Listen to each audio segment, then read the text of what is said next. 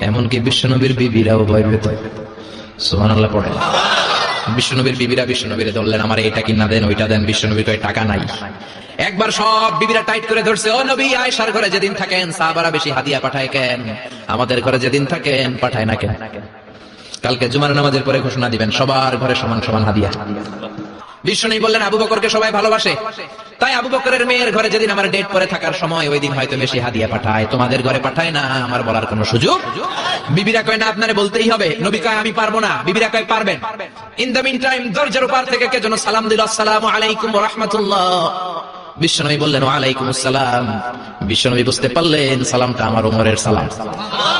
বিশ্বনবী সালামের উত্তর দিয়ে বিবিদের দিকে তাকায়, দেখে একটা বিবি ওর সামনে নাই, সব উধাও, ভ্যানিশ হয়ে গেছে। ওই যে ওমর। সুবহানাল্লাহ পড়বেন না? এই জন্য ওমরকে শয়তানও ভয় পেত।